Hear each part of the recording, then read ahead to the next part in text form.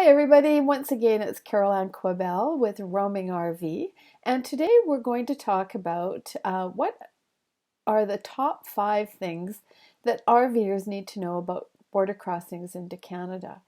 And there's thousands of American RVers that cross the Canadian border, whether to visit Canada or whether they're on their way to Alaska. And there's 5 things that they need to be aware of prior to arriving at the border.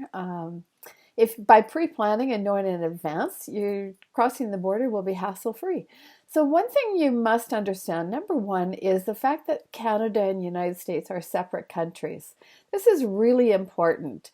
And although we have a lot of similarities, there's a lot of differences too. And that includes our legal system. Our money is different than the United States, and our culture actually is different as well. So you must be prepared for it. Although there are many differences, there's a lot of similarities too. And I think most people will find that Canadians are a friendly bunch. We're pretty welcoming to visitors. However, one thing that you must be aware of, if you happen to have had a DWI or another conviction or a charge, do your research prior to getting to the border because you might not be allowed into the country. So check with Canadian Border Services prior to arriving at the border and find out whether you're eligible to come into Canada or not. Now, number 2 is passport for identification purposes.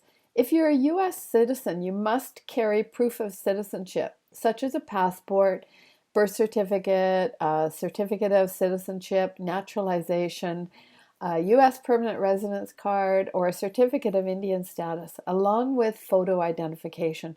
So be prepared with your legal ID. Now, if you're traveling with children or pets, and if both custodial parents aren't traveling with the children, you may require a letter from the missing parent giving permission for the child to leave the country. Now, if you happen to be the grandparents of the child that you're bringing into Canada, you'll need letters from both of the parents, both of the custodial parents, saying that you're allowed to bring the child into Canada. As to pets, there are documents and requirements that must be met, they're not all that difficult, but they're governed by the Canadian Food Inspection Agency. So once again, check with Canadian Border Services. It's on their website, cbsa.ca, and check in to see what requirements are needed for pets. The 4th thing is bringing food or alcohol across the border. You know, many full-time RVers are living in their RV full-time. They sometimes forget what they've actually got inside their rig or what they're carrying with them. You must know that certain foods are restricted from entering into Canada, and the laws change regularly depending upon what's taking place in the agricultural industry. So you're going to have to check ahead of time. First of all, the citrus foods aren't allowed, and dog food has to be in its original container, which I find strange. But anyway, that's what the law is. And there's a limit as to how much alcohol or tobacco that you can bring into Canada without paying a duty. Now, the most important thing is make sure you declare what you've got with you. There's no problem if you have extra, but you may have to pay a duty on them, and you definitely have to declare them. So don't try and hide or sneak or anything. Just be open and honest, and the Border Services will be very helpful for you, okay?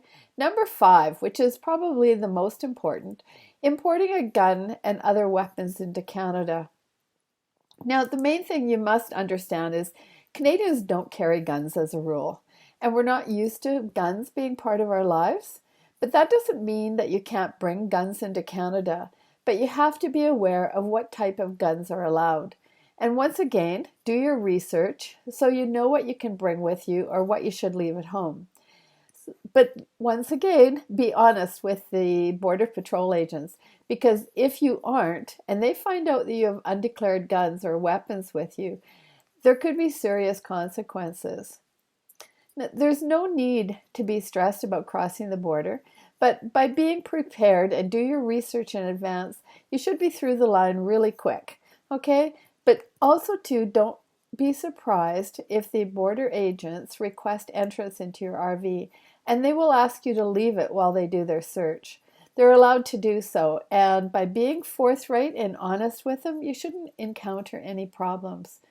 Just have your documents ready, put a smile on your face, and head north to experience Canada, a beautiful country that we're awfully proud of.